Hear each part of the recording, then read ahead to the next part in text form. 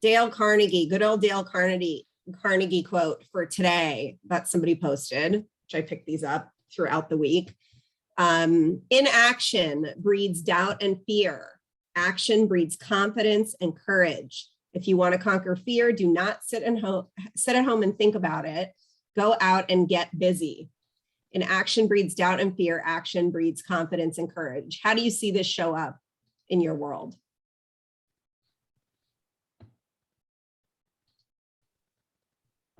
Oh, Lisa, this is so right on, because, when you start wanting to do something, being able to make the mistakes, that's how you grow. And then you arrive at a new, better place. But without the action, you'll never be able to grow like that. So, and then, you gain confidence by learning new things and, just dealing with things. So that's so amazing. Yeah. Beautiful quote. Thank you. Awesome, Aisha. Thank you. Thanks for sharing. Okay, you guys, we're going to go ahead and get started. And we have two special guests today, which I'm very excited about, both of them. One, and I'm going to have Brian. So we have Jason Economo, who's our government affairs director that Keone asked to join us and talk about Minatoya and maybe a couple of other things. That's what I believe is on the agenda for Jason. And he'll be available to answer questions for you. That's going to be the most of our meeting today. I do have some items that if we can get to that I really want to share with you since I haven't seen you in a couple of weeks. And we have Brian Arahan, who is with us first. And Brian, a few of you have met him already. He jumped in on our ALC meeting. He jumped in on one of our other meetings, and we wanted him to be a guest today to talk a little bit about BOLD, because we're really excited that BOLD, which is the #1 training program that our company offers, is coming up soon. It's coming up in October. Some of you have already registered for it. I'm registering. I don't know if Shelby got me registered yesterday. I take it every time it's available because it's that good. I've taken it probably, I don't even know, 8 times now, maybe 7 or 8 times. And this is a version that we haven't seen before. It's kind of a hybrid version where we actually have our own dedicated coach, which is Brian. He's going to be with us, and we're collaborating with all of Hawaii. So all of our offices in Hawaii are going to participate in this together, and we're going to have teams, and it's going to be interactive. And the purpose of it is to, and what our primary focus for this training is going to be, is to help you take more listings. So if you want to take listings, which who doesn't, especially right now with shortage of inventory, what we're seeing, this is a way to pick up your listing inventory and to control your business. And it's going to put you in a position where your peers are doing it with you. You're working as a team. It may make you a little bit uncomfortable, just like I just showed you that quote about Dale Carnegie. There's action and inaction, and BOLD is a way to really get you into action. So I'm going to let Brian share with you a couple of things about BOLD. He knows what's been going on in the rest of the country. He's seeing the results that it's having and some of the testimonials. And so I wanted him to share with you, and also just so you can meet him, because he's going to be our coach that'll be with us on the entire journey of BOLD. Take it away, Brian. I'm going to find you. I am ready to go, Lisa. Thank you so much for all that you do, for your team. And I'm a big fan of leadership and great leaders like yourself. And I thank you for what you're doing. Obviously, leading in these times has not been easy. And all of you who are leaders personally, to your families, to your communities, to your businesses, your clients, thank you for what you do, showing up, because it's very difficult at times to do the right thing. And yet oftentimes, we see a lot in the world of people more focusing on the easy thing versus doing the right thing. And so thank you all for doing what you do. And I'm excited to have an opportunity to be with my friends here in Hawaii. And I'm personally, again, my name is Brian Arahan. I've been a KW agent and KW, say, lifelong student, if you will, for the last 12 years. And I've been excited to be a part of this. So I've been an agent, rainmaker, team leader personally, currently serving as an operating partner for our market center here in Chino Hills, California, as well as a bold coach and just general coach overall with maps. And so I'm excited because of what we get to do. And Lisa, you hit it home and kind of teed us up here of what our focus is. And you've brought us in, you've brought maps coaching in and bold in particularly as your, like you mentioned, number one training resource that will get our agents into action. And I love that quote that you put in, right? Inaction breeds doubt and fear. And where might that be showing up in our worlds today around businesses, around our businesses? And one of the best things that we love about Bold is that we take action every single week. And we come back and we learn together. We talk about it. We come up with better practices to work more intentionally. And then we go out and take more action. And as a result, we build more confidence around our presentations, more confidence around the way we lead our clients, and more confidence, more importantly, around the concept of financially our thermostat, right? That concept, that financial thermostat, meaning that we're only going to make as much as we need. Question is, how much do you need? And yet, is that enough for you to truly live your life by design? For a lot of us, I would say probably not. And so that's what Bold is about. It's about stretching not only our thinking first, then stretching our actions, and then stretching what we're able to achieve. And so I'm excited to be able to do that with you. And so one thing that Gary Keller said earlier on around mega campaign, obviously Gary Keller says a lot of great things, is that being a seller listing agent is all about intentionality. Now, if I were to open it up to a lot of you smart agents here and individuals, I would like to ask right now, just as a quick little survey. Again, I've done this all over the country, and I've probably been in front of 1,000 people or so, just particularly through Bold, having this conversation. If you had more conversations with buyers over the last couple of weeks, please put that in the chat box. Obviously, be honest. And if you've had more conversations with sellers over the last couple of weeks, please put that in the chat box. So if you had more buyer conversations, put it in the chat box. If you had more seller conversations, put it in the chat box. Yeah, right, buyer or seller.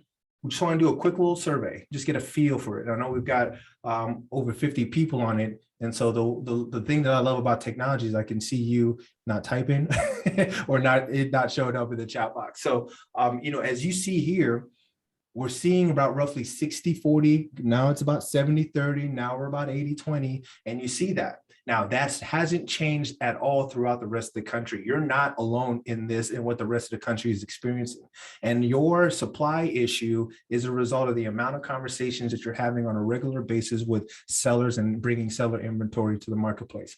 I heard a phenomenal stat from Jason Abrams, a great, obviously, leader in our company. And he said about 60% of homeowners do not currently know the value of their property. I'm just going to wait. I'm going to step back a little bit.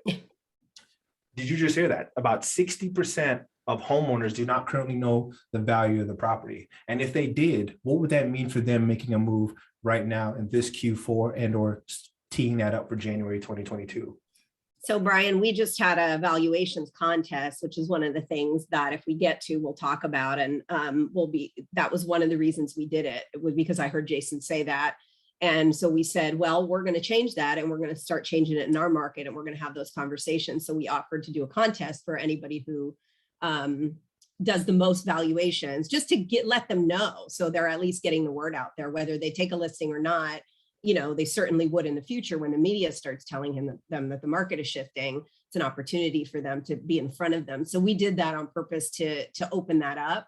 And so we're going to talk about that. And the winner of that contest gets a trip to family reunion in Orlando in February. I love that. So Brian, just one thing I wanted to ask you to share, which is you shared a statistic with me that the people that have been doing this version of the Bold, which is this version we're doing that we haven't done before, that the average amount of contracts or pieces of business that the agents are writing during the Bold program is 11. Is that correct? 11 Absolutely. Pieces of business. So 11 contracts. By the way, in half the time as Classic Bold. Remember Classic, for those of you who've been Classic Bold, about 6 hours in the room, we've got 3 hours digitally that we're working together and interacting together as not only as a big group, We also break out in teams and work together through in our team formats to work through our challenges and work through activities. And also we have accountability day to day in between our bold sessions, which are on Tuesdays. And so to your point, absolutely, Lisa, we're working to help you resolve the supply challenge in our markets today. So thank you very much, Brian. And it's about building habits, you guys, too. So by doing this program, it's about getting you guys into the habit of doing things in action that are going to lead to results for you and your business, and ultimately allow you to be a better agent for your clients. I mean, it's also about providing a high level of customer service in terms of how you communicate, what protocol you follow, what you're taught in this training. So if they want to register, so how do we get them? What do we do, Ray? Do you want to put the link for registration in the box? And then you'll also have the opportunity to interact with your peers. Yep.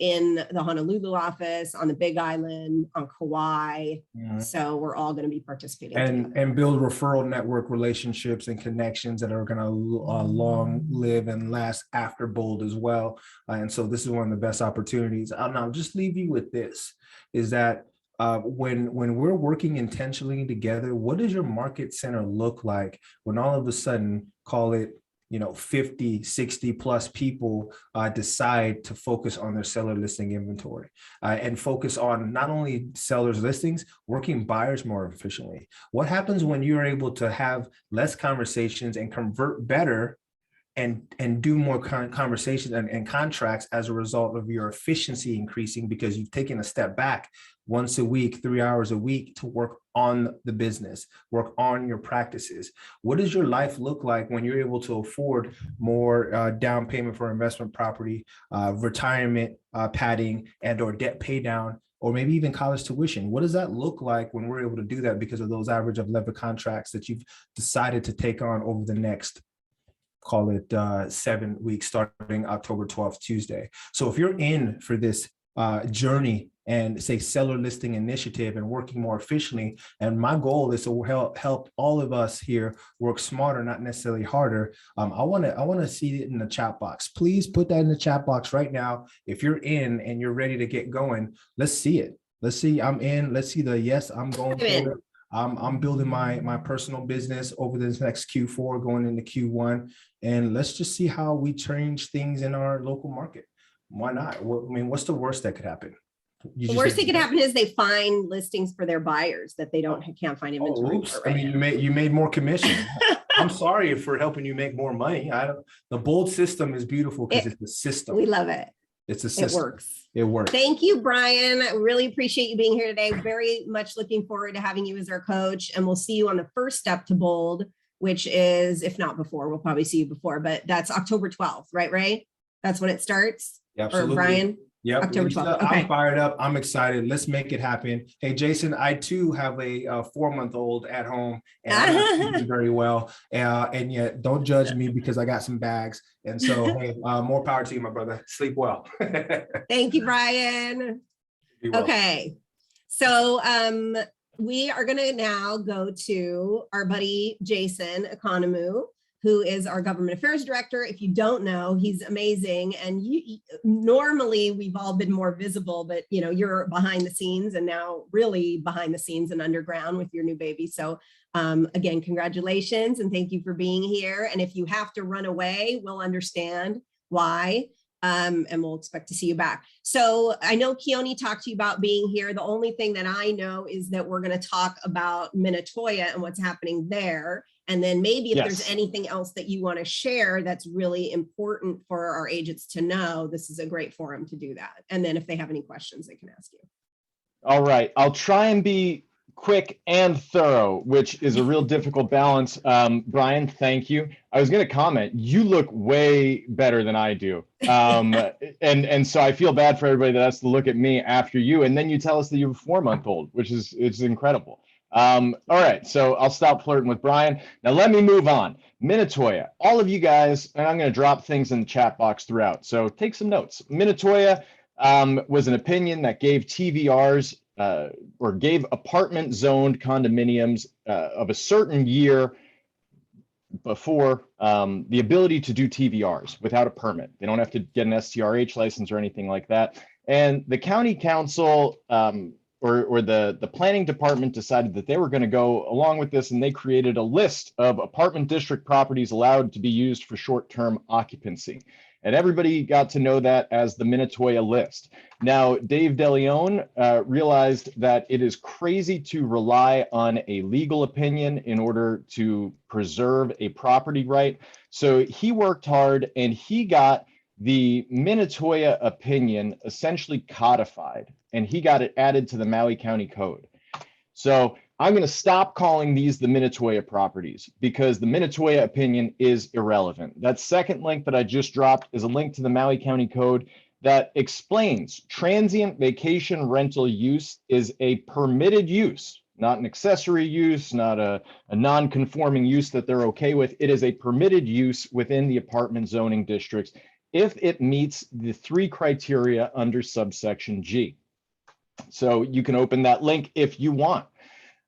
Recently, Maui County, it's had a large focus on affordable housing, and rightfully so, because affordable housing is really, it's gonna hurt us if we don't get on top of this. And they failed to get on top of it. So they got an affordable housing plan done by Hawaiian Community Assets. And the plan calls for a number of things, and I'll drop the link to the affordable housing plan in there. The plan calls for a number of things, and one of the things that the council members read into this plan was that it calls for a phase out of TVRs in the apartment zoning districts.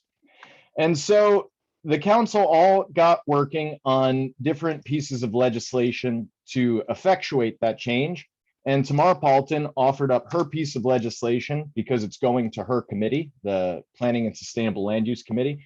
And I'll go ahead and share my screen. Oh, that's disabled. It's okay. That third link that I just dropped in there, or fourth link, I should say, the last Ray link. can enable you to share screen. Ray, can you enable Jason? Or I will, hang on. Whatever. That link is an ordinance or a bill for an ordinance amending chapter 19.12 of the Maui County Code, phasing out transient accommodations in the apartment zoning districts. There we got the share screen. Let me jump to that. And when you're looking at these ordinances or these bills, this first section is kind of the reasoning behind the bill. And as you can see, it says this is an ordinance, and they think that by phasing out transient accommodations in the apartment districts, they can create long-term affordable housing opportunities for residents, as recommended in the 2021 Maui County Comprehensive Affordable Housing Plan. If you scroll down, the language that looks normal is normal. That's the language of the current Maui County Code. But whatever is underlined is what is being added with this piece of legislation. And so you see, transient vacation rental use is lawful. It is a permitted use in buildings and structures meeting all of the following criteria. And then they added this little sentence at the end saying, until the date after December 31st, 2021, on which the property is first sold or transferred. So the idea is that these property owners that currently have these units will be able to continue with transient vacation rental use for as long as they own the unit. So they are not having any of their property rights taken from them. Should I admit people? I got people in the waiting room. Okay. They're not having any property rights taken from them. So they can't really sue for due process issues.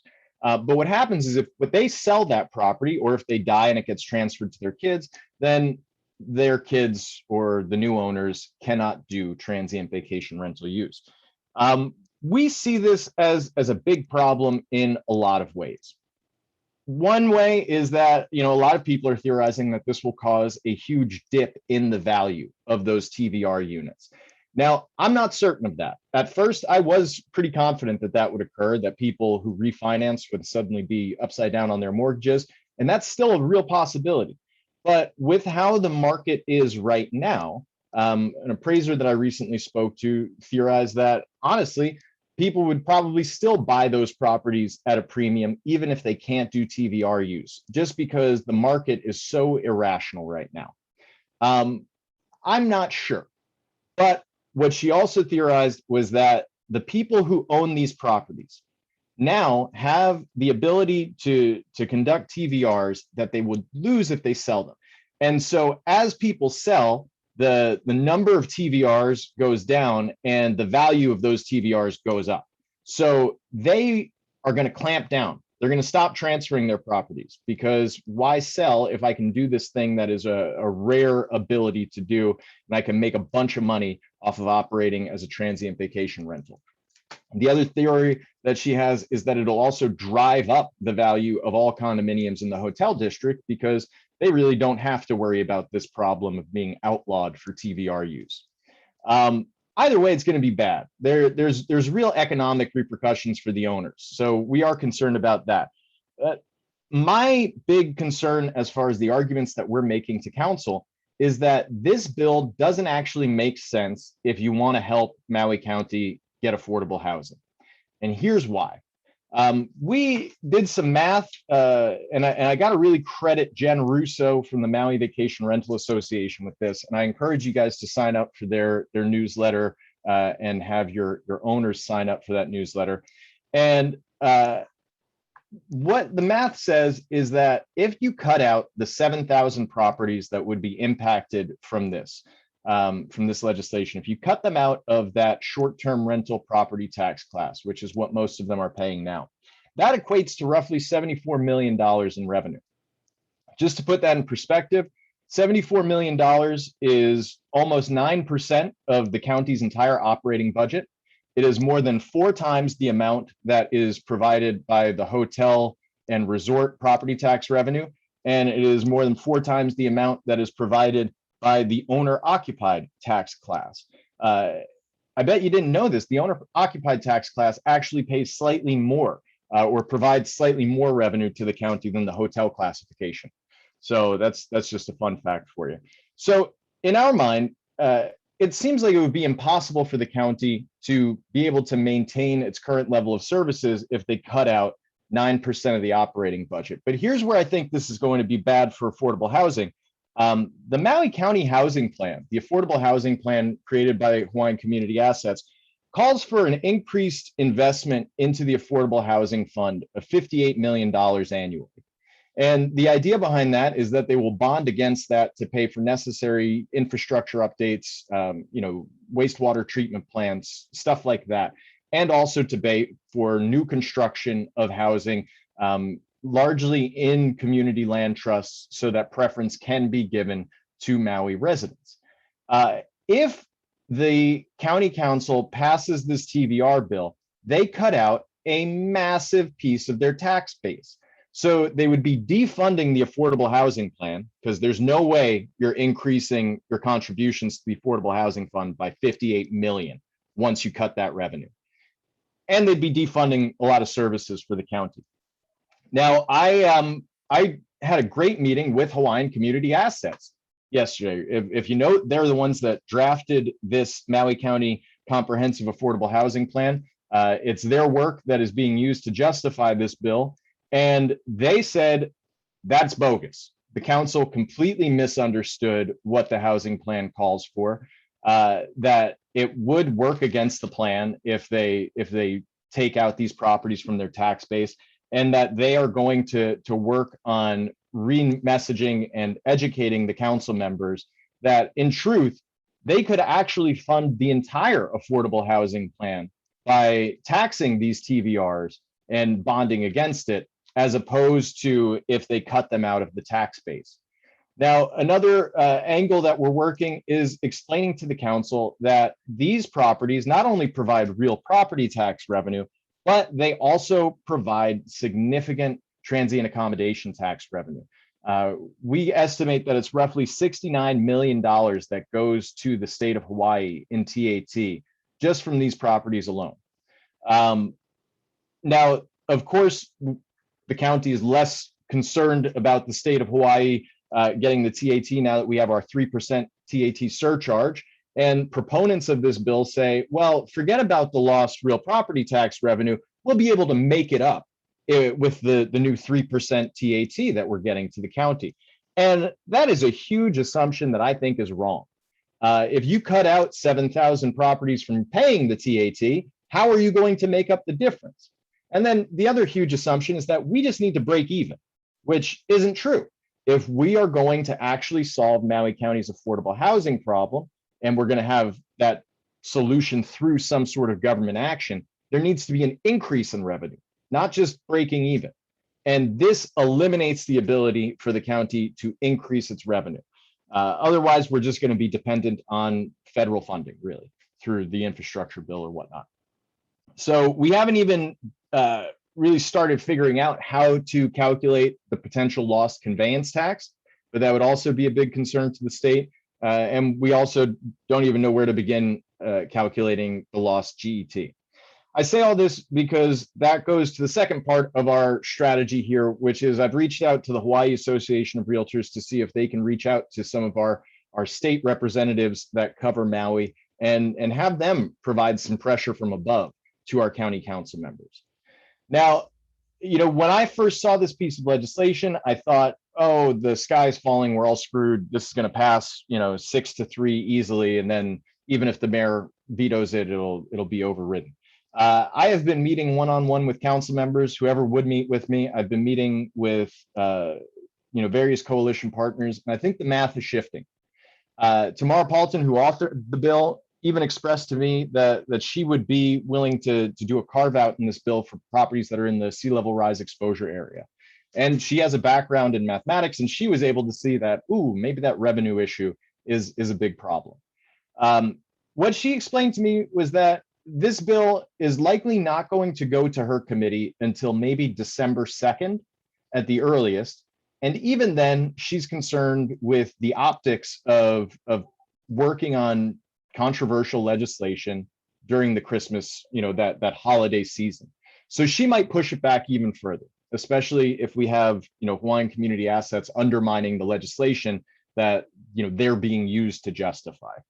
So that's good for us on an advocacy standpoint. I'm going to share, this is a copy of the notes from the GAD that went out on September 16th. That's in Thursday Things. If you didn't know that, you should definitely be reading Thursday Things. Please do. And this outlines some of our arguments in more detail. And I encourage you to take a look at that. And it also has the contact information for all the council members. These properties, these Minatoya condos, these TVRs in the apartment zoning districts, they're not suitable for our long-term residential use. They weren't built or designed for that. They're in buildings that are all at very minimum 30 plus years old. They're largely in the sea level rise exposure area. They've generally got high maintenance fees, one parking space, maybe two, minimum storage. Even the appliances aren't designed for everyday wear and tear that are installed in these units in large part. So, you know, my big fear is that if we stick residents in there, they're going to get stuck with, you know, high special assessments. They're going to get stuck trying to pay for climate adaptation, and there's going to be a lot of deferred maintenance. And we're looking at basically another condo collapse like we saw in Miami. Because in Miami, it was the same warning signs. You can read the New York Times coverage of it. I think it's pretty fascinating, where they have engineering reports from 2014, 2016, 2018, all saying there's structural issues here. As an attorney working on this island, I got to see some engineering reports for some condominiums around here, and it's a little bit scary in that context because a lot of these condos have deferred maintenance, and they, you know, our residents, the ones that really need the affordable housing opportunities, are going to get screwed if they get stuck in these properties, in my opinion. So those are the arguments, folks, and we're pushing. And we might be able to get this legislation beat, but part of that will be, you know, when it gets agendized, we're going to do a call for action. And so I'm going to need everybody on this call to sign up for the Realtor Party mobile alerts. You can text the word realtors to 30644. here, let me put that in the chat so you guys can do that. And so when I launch a call for action, you'll get a text message, and it'll be as simple as just, you know, pressing a button and putting in your name, and there you go. You sent an email to all the council members and the mayor expressing what your feelings are. And we might have to do that a couple of times. And I don't want you guys to get fatigued by it. And I don't want you to forget that it's a hugely useful tool for us. Because when it comes to fighting bad legislation, time is our friend. And the more time they're spending seeing that people in the community who are a huge part of this economy, who are voters, are saying, this is stupid, you will hurt us, that has an impact. But right now, you can send emails. I encourage that. Reach out to your council members. Do it on your own time. Use your words, you know, use that power. Just don't be mean, because that's the thing. If you reach out to the council members and you call them idiots and you say, you know, property rights, you fools, and you don't really follow it up with anything that they actually care about, they're not going to agree with you. Remember, when you're trying to convince somebody of something, you need to use the arguments that will convince them, not the arguments that convince you. So just keep that in mind. And I wasn't paying attention to the chat box. Yeah, property taxes will have to increase dramatically pretty much for everybody. Their plan is to really focus on the non-owner occupied class. They assume that when they created the long-term rental tax classification, that it's going to mean that renters are going to all shift into that tax class. And then anybody that's in the non-owner occupied class is just a second homeowner. And those people need to be taxed so that everybody can get their first home. And so they're going to lean heavy on that non-owner occupied class. But you're absolutely right. If you have a dip in $70 million in revenue, and you're expecting to put roughly $60 million just into the affordable housing fund, everybody's taxes go up, and during an election year. So it's a problem. Let's see, do we have any other comments here? If this gets uploaded, I guess I didn't say anything crazy. So yeah, you could share it with your friends if it gets uploaded. I don't know. If I said something crazy, please don't put it on YouTube. That's 4 times the revenue. Yeah.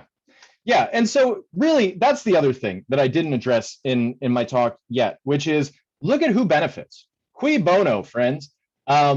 The only group that stands to benefit from this legislation is the hotel industry. If you cut out pretty much the only source of competition, which are these retirees from Canada, for the hotel industry, you are focusing more money and more guests into the hotels. That gives more marketing dollars, more money to give minimum wage jobs to our residents, you know, all that jazz. You're cutting services to the county, you're cutting the affordable housing plan, but hey, the hotels are going to thrive because the only place the tourists can stay is there. And screw that couple in Canada that's relying on this for their retirement, right? Right? Because they don't vote here. It's bad policy. And it's not, you know, there's a lot of assumptions here that assume the worst of these owners, that assume the worst of real estate in general. And it really only benefits the hotel industry, yet they think they're being woke. And honestly, this is all because Mike Williams, who's the guy behind Maui Tomorrow and the guy behind the Ohana Coalition, wants this. The day after this legislation was introduced or put on an agenda, Maui Tomorrow put out a blog post talking about how we just need to get rid of all the TVRs to get rid of all the visitors. And that's about as far as his math went. He didn't realize that if these do become second homes, which they're more likely to be second homes than they are to be affordable housing for residents, then that's just going to increase the carrying capacity for the airlines, because corporations don't do stuff that negatively impacts their bottom line because it's against their corporate ethics. So yeah, it's all misguided, and it's all just, you know, it's one guy's dream. So yeah, that's it. That's awesome, Jason. You did a great job in fitting that all into the time frame that we had today, and really touching on key points. I think, I mean, it might be great to have you again. I know there were a few questions, and Absolutely. one of the things that I would like to ask about or how we can follow. I mean, one of the things that you said that really struck home with me was the idea that these funds could be used for the affordable housing fund, right? Like this could actually be used to fund that. And the challenge that we always run into is, okay, there's revenue and it never goes to where it's earmarked or going to go. So who would be the person or persons that would actually oversee that if that were to be the case? And how, I'm interested in, as this moves along, how we would be able to determine or direct that where that is actually where the funds go. So say we beat this, now there's the revenue there, this is where we want the funds to be allocated. Who actually is going to control that and manage that? So, part of this was in my meeting with Hawaiian Community Assets. They're doing ongoing education with the council members. And when we talked about, the number of properties that are actually paying this short-term rental tax class, their whole notion, and you guys might get bothered by this, I don't control what they say. They said that if the county were to put the short-term rental tax rate at the same as what they have the timeshare tax rate and bond against it, they think that they could get $2 billion to put towards the affordable housing fund just by doing that without increasing taxes on anybody else. And that would potentially fund the affordable housing plan, according to them. I don't know if that's realistic, but they're doing that education to explain that these properties are much more useful as revenue generators than they are as housing or anything else like that. So they're doing a lot of that behind the scenes work. Right now, I would focus on making sure that this revenue generator stays alive. And for that, I would direct it to the council, because this is a council-driven proposition, and they are going to be the ones voting on it. It'll and go let to them decide which argument is going to sway them in favor. Yeah, and then once it goes through the Planning and Sustainable Land Use Committee, then it'll go to the planning commissions, and the planning commissions don't really have much real power, but a lot of times they're open to arguments that the county council isn't. So we'll do a separate call for action to help work that through, and they'll provide recommendations back to the council. This is going to be a long slog, people. This is a long battle we have ahead of us. So just keep that in mind and bear with me, because I'm going to be real annoying about this. It's great. So you don't think it's going to pop out in December, end of the year, like they're threatening? Pardon? So you don't think it's going to happen December, end of the year, like they're threatening that? No. I think that December 31 date that's in the legislation was really just wishful thinking as a placeholder. And it might have been designed to spook a few owners. The legislative timeline, I just don't think it is long enough, or it's short enough, because it has to go to committee. There's other time sensitive stuff that Tamara has to have in her committee before then. And then it has to go to the 3 planning commissions, and that'll just drag out. So yeah, I think it's a near impossibility to hit that December 31 deadline, but crazy things happen. But for all your things that you brought out, I had to jump in late because I was in another meeting. Absolutely brilliant, because I've thought about it. These properties are not designed for long-term usage. They're so expensive. How are they ever going to be low-income housing? And they don't house enough people, like you said, no room in them, on and on and on. Everything was brilliant that you brought out, and so true. It's ridiculous, but thank you. Yeah, people, there's a whole cognitive dissonance thing. We often imagine that we're in the boat we want, and we forget that we're in the boat we're in. It's a problem, and that's what the county council thinks, that if they just hope the landscape to be the right, it will be. And that's you can't, reality on reality's terms. You got to take reality on reality's terms. So yeah. Thank you so much, Jason, for being here today. And real quick, thank you, Jason, for coming. And I just want to remind everybody that Jason is funded by our RPAC dollars in a sense. And that $35 bill that you see attached to your RAM dues that has come up and that you are paying. So please select the $35. It's a very cheap thing to make sure that people like Jason are paid to fight for our property rights.